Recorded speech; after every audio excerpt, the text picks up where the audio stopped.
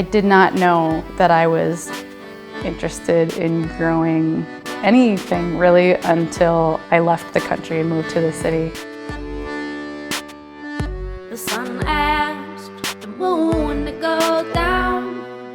But once I did move back here, I saw how I could fit into vegetable farming, and it suited me. You can go down first.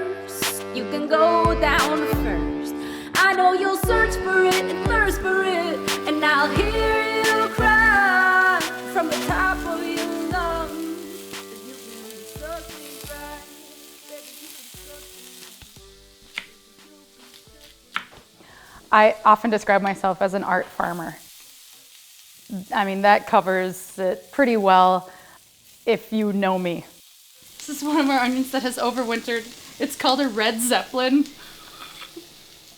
But if you don't know me, I was born on a farm, raised on a farm, never thought I'd be farming, but I am farming now. So our livelihood comes from growing organic vegetables, but my love and passions are for making music and painting. Is it pretty rewarding to cook with what you grow? That's like why we do it. That's entirely why we do it. It's like we eat like kings. We work like peasants. I'm still in the place I was born and raised. Only ever missed out on a couple of days. And if it wasn't for my folks and the sweet sun rays, I might have took a look around, picked up and moved away. When I was growing up, I thought, I'm going to be an artist. I went to a little bit of art school. A professor of mine said, what do you want to be doing in 10 or 15 years? And I was like, oh, I want to be like, I'm going to have my own garden, and I wanted to paint every day and be a painter. And he said, you know, if you want to be a good painter, just paint every day. You can't ride in my little red wagon. Wheels are rusted and the axles dragging. Second verse, same as the first. You know, I thought you had to be immersed in this world of art and artists. But what I was discovering, even just being in school, was that there was a kind of loneliness to being surrounded by all like-minded people all the time. We were all kind of the same age, and everybody has this agreed upon aesthetic and what shows you go to and who's cool and what's cutting edge. Everybody wants to sound like they've got it figured out. Little bit worse. I mean, this is the time of year where it's like perfect hunting for asparagus. I, along with my husband, Mike Jacobs, own and operate Easy Bean Farm, a vegetable CSA out of Milan, Minnesota. You get sore, you get like, it's like a lot of repetitive stuff, but it's like really intense for, a couple weeks at a time. And then you kind of just feel like a badass because it's hard, and at the end of the day you're just exhausted every day, and then you sleep really good at night, and you're really hungry for every meal tastes delicious because you're so hungry. We grow produce for lots of other families and commercially, on a really large scale, but even just for myself and my family, there's a really basic satisfaction in growing that much of our own food.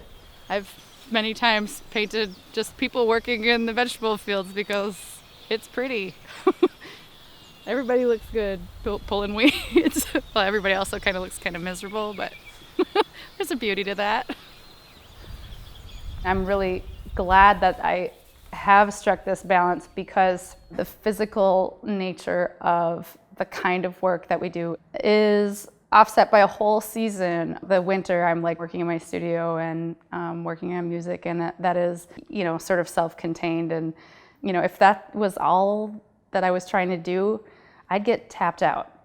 This is the way that I've been able to find a balance that I don't feel crazy, How did you get to be an urban legend?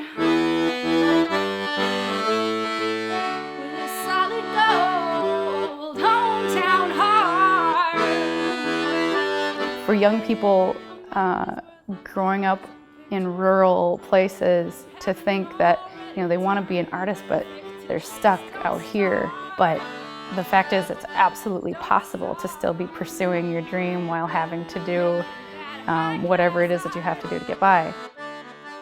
What was your thesis? What was your thesis?